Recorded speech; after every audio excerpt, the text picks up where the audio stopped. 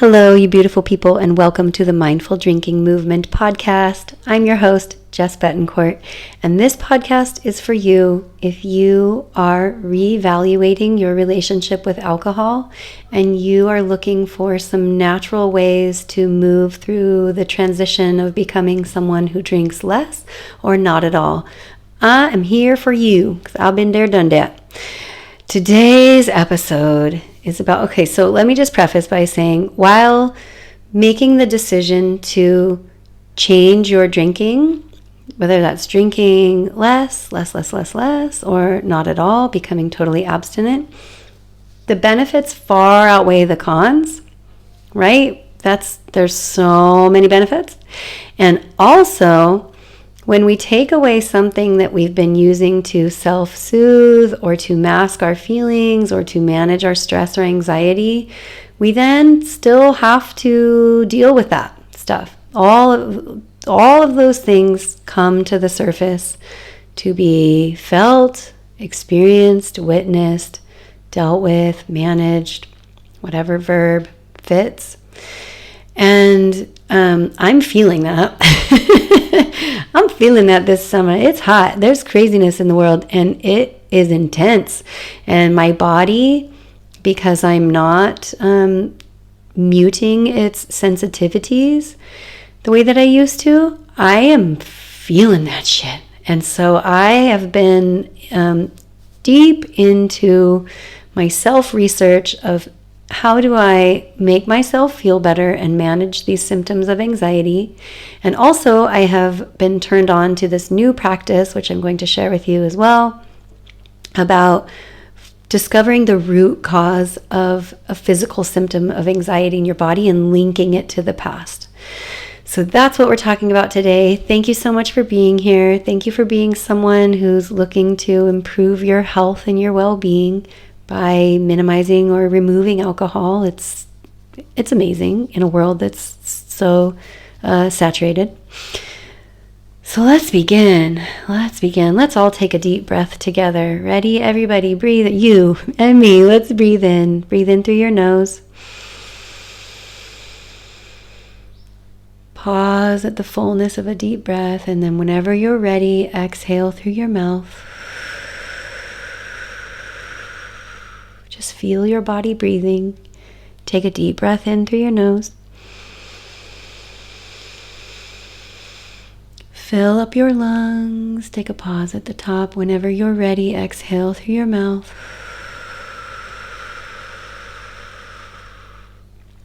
At the bottom of your exhale, squeeze your lungs and push out any stale air. And then again, inhale deeply through your nose. Pause at the top of a full breath, and then exhale fully through your mouth when you're ready. At the bottom of this exhale, squeeze your lungs, push out any stale air. Our breath, that is the first one. That's the first tip that we will come to, is breathing. When we feel anxious or stressed, the tendency is to have really shallow breath and even to breathe through the mouth like that. And that sends a message to our nervous system that it's time to fight or flee. It's getting our extremities ready to run. It turns off the parasympathetic nervous system, which then depletes or turns off our ability in that moment to digest food, to digest feelings, to have our body be in a place where it can actively heal and repair. Your breath is the very first tool, and it's always available and it's always accessible. And I know it's so cliche and it's so annoying. We see it all over the place, but how often are you scanning through social media and you see a post or a reminder to breathe, and you're like, that's nice, I'll come back to it, and skip. Well, let's not. Let's take a moment to be with our breath, as you just did if you followed along and did that with me. Breathing in through your nose and exhaling through your mouth is an instant way for your body to regain its parasympathetic state. Moving into the rest and digest state pretty quickly, just by breathing in through your nose and exhaling through your mouth. And one key here, one little special touch that you can throw on the top of this is to make your exhale longer than the inhale. So you can do this by counting. You can count to like an inhale of 5, for example, and then count to an exhale of 8. And do that 3 times or more. Breathing in through your nose, exhaling through your mouth, and make your exhale longer, at least a third longer than the inhale. I feel better just in doing that. That is one thing that you can do when you notice symptoms of anxiety. I didn't begin with symptoms of anxiety, although I had that in my notes, but we all know what those are for us personally, right? They're sensations in the body that feel uncomfortable, on a scale of just uncomfortable to almost unbearable for some people who have chronic anxiety disorders. It can be unbearable, but it can also just be uncomfortable. So I'm really not going to dive into the nuances of anxiety. These tips and techniques are just to help you with anxiety in general as you experience it in your own body. Breathing, number 1. Number 2, anxiety can be brought on by having looping or obsessive thoughts that then drive the body to feel like it needs to do a certain behavior. For example, opening a bottle of wine, like that action sends a message to the brain, or like, here comes the calm. And then, right, but it's the looping thoughts that drive the body to then go do the behavior. So if you're noticing that you're having looping thoughts that are then going to go drive you to a behavior, for example, drinking or picking up a cigarette or polishing off a bag of candy, something that your body's wanting to do to go escape the mental situation that you find yourself ruminating in, you can hum. Make up your own melody, but hum. Because humming, I cannot quote this study, but I read a study the other day that said that humming, and try this for yourself and you'll see that it is true, while you're humming, you cannot also be entertaining a runaway train of thoughts. Try it.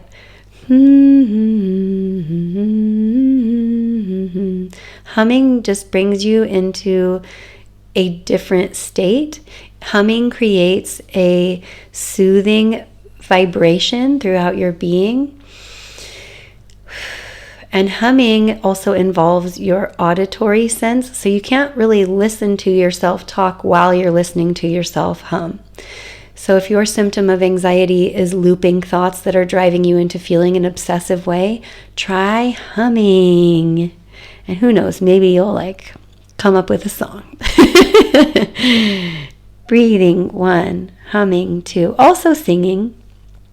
Singing can be very therapeutic and beneficial. And I think we just don't sing enough, right? I think maybe some of us have been told we're bad singers or we don't want to sing publicly. But go in the shower, go in the car and sing. Or turn on the radio and sing along to your favorite. Who cares who's listening anymore, right? We all need to give less F's about who's listening to our expressions. Sing, hum, sing. The third tip is to reduce stimulation. Just be honest. Are you someone who has the phone on and the TV on and another sound happening while you're trying to have a conversation with someone? That's so overwhelming. Imagine. Or this may happen to you if you have a bunch of kids like I do. 10 people talking to you at the same time. You don't know where to put your attention. You can't actively focus on one thing. It creates a state of chaos that then results in physical feelings of chaos. like you're off, you feel erratic, you feel frustrated, you feel irritable. There's maybe too much stimulation in your environment.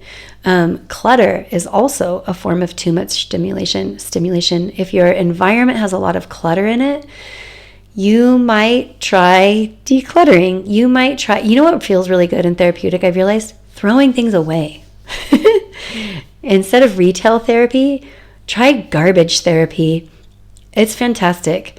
And if you are someone whose environment has a lot of it, don't feel like you need to master that all at once. But start with one thing as a gesture of your intention to declutter your environment.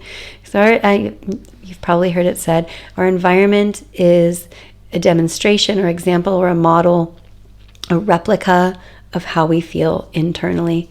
I would say that that's totally true. Start small. If you are someone whose environment has a lot of clutter, pockets, pouches, or maybe there's profuse clutter in lots of places, just do one drawer. Do your purse or your wallet and throw away like the receipts that you don't need, or all those dirty pennies, or the glove box of your car. Start with something small as a gesture to your subconscious and to the universe that you are creating less stimulation. Everything we own owns a part of us. My husband and I have this joke. Instead of saying our car, we say the car that owns us, or our shoes, or our property, the property that owns us, because anything that you have attached to you owns a part of you. It pulls a piece of your energy in its direction. It pulls your attention and your awareness, and that causes us to feel depleted. We don't have enough reserves then to tend to emotional health or physical health or mental health. So what can you throw away? Or give to a donation box, or give to somebody else.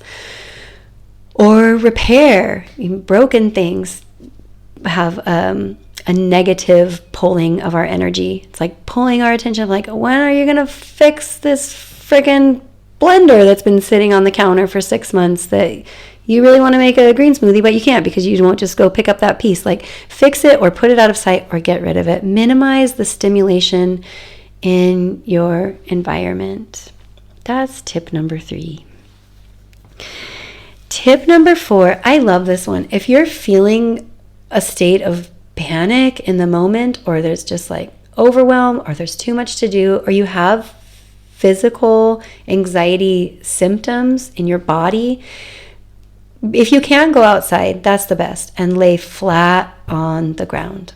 Flat on the grass, flat on the dirt, flat on the sand, the stone, the rock, something that is connected with earth energy. You can connect with the magnetism of the raw, bare earth. That's the best.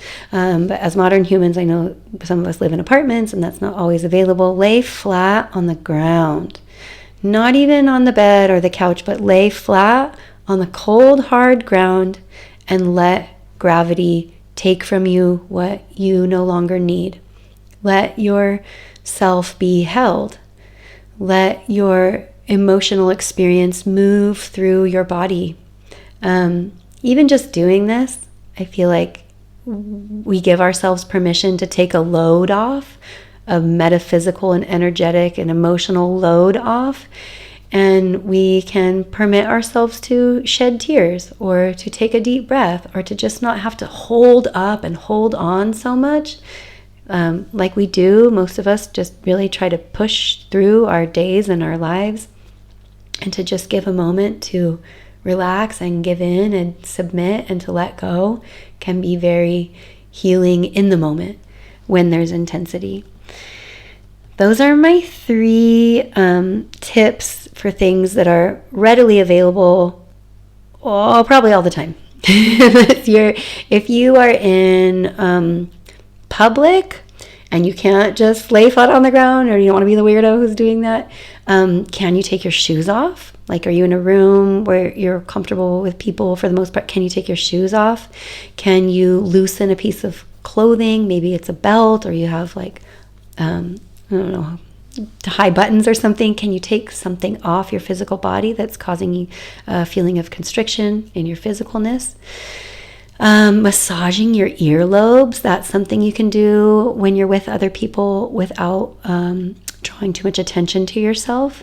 There's a lot of nerve endings in our ears. Can you just massage your earlobes or massage your ears? In fact, try that right now. And take a deep breath in, always, whenever you can. Exhale.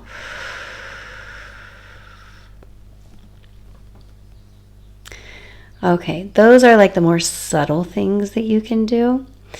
And here is something that I love doing. I love doing. It will cost you 1 egg. But I have been recommending this to some clients of mine, and they love it, and I love it. I got this from a shaman who's named Ichak Beri. Forgive me, Ichak, if you hear this and I mispronounced your name. He is a practitioner of South American high Andes shamanism. And I read in his book that when he works with clients and he wants to extract or draw out a negative or a bad, quote, quote, bad energy from them, a bad spirit or a bad energy, he will have them rub an egg all over their body, a raw, preferably organic, like the highest quality egg you can get, or straight from a chicken's vulva if possible. Get an egg with poop and feathers on it is the best, and rub it all over your head. Rub it across your face, concentrating on any area that you feel a tight constriction or pain or tenderness. For me, my anxiety sits right on my chest. And when I do this practice with an egg, I rub it all over my body, and then I super concentrate where I feel that tension on my chest. When that becomes activated, usually it's by like a lot of screaming in my house that triggers me from feeling young and being yelled at, which I'll get to in just a moment. But so rub this egg all over your body. You may be laughing, or maybe you turn this podcast off now, but if you're still here, try this out. Rub a raw egg all over your body, is in contact with your bare skin, and focusing, especially staying a little bit longer in those concentrated areas where you feel tension and tightness and constriction, the symptoms of your anxiety in your physical self. Rub that egg all over your skin, and then you need to throw the egg away. So don't eat it. I feel lucky that I live by a field, so I launch my egg into the field. But you also can just throw the egg into the garbage can. You can crack it and flush it down the toilet, but you want to dispose of it. And then wash your hands. You can also bury it in the earth and then cover it back up and step on it, or just bury it in the earth. But get rid of it, dispose of it, and then wash your hands. You let me know. You send me an email or contact me on Instagram if you try this and it worked for you. Because I swear it's awesome. It's a very magical, wonderful remedy. It works. It works. And if you try it, you let me know. And then my final tip for you today is that your physical discomforts in your body that you can correlate to anxiety, that when you feel triggered, you feel a certain place in your body becoming activated. As I just spoke to a moment ago, I feel that right on my chest, like a rock just lands on my chest. And it is, here's what the game you're going to play. When you want to play noticing the patterns of your physical symptoms of anxiety. And that's hard to do if you're going to drink on top of it. So let's play the game of not drinking immediately when feeling a physical symptom of anxiety. Instead, feeling curious about the anxiety and what is it linked to in the past.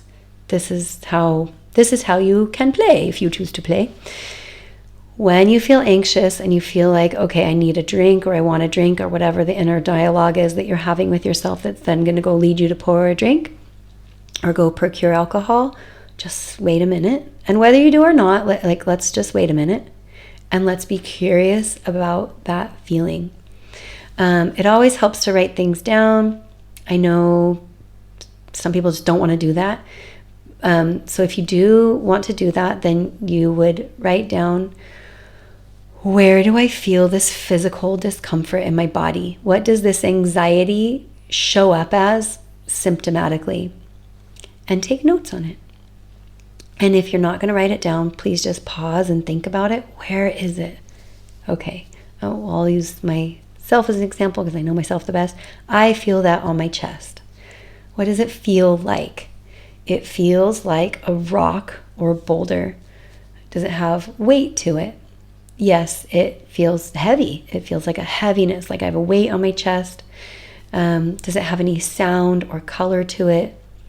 Texture? Is there anything else that you can associate with this feeling in your body? So that's just the first part, is to write down or name, take a moment and reflect on the characteristics that you can assign to this feeling in your body. And then the second part of it is, this is where hypnosis becomes very handy because it transports you easier, but you can still do it, whether or not you're in hypnosis, if you are going to take the time to pause and go into it. So you go into the feeling, you identify them, and then you ask yourself, what emotional signature, what emotions are attached to this physical feeling in my body? Is it sadness, sorrow, grief, frustration, anger? What is it? What is it? And you name it. And then with that very specific stamp of this emotion and this location and these characteristics of feeling in your body, you ask yourself, when was the first time that I remember feeling this way? So you ask yourself that. You ask yourself, how far back can I go where I first remember this same feeling with these same emotions? And landing on that memory, if you do get there, will give you so much information about why you're still carrying the signature of this trauma, the expression of this incident or this memory, this trauma that is still within you, that is why it's there and why it's speaking up and why it becomes activated, is because it needs something from you. It needs some gesture of witnessing or acceptance or healing or something. Anxiety is not for nothing. Anxiety has messaging for us. And it's in this instance, if you're experiencing anxiety this way as a physical sensation, it's very strong likelihood that it is linked to an event, a memory, or an era of your past where you became traumatized and it wasn't handled, managed, appropriately dealt with until now, when you have the opportunity to lean more deeply into that and ask yourself, well, why?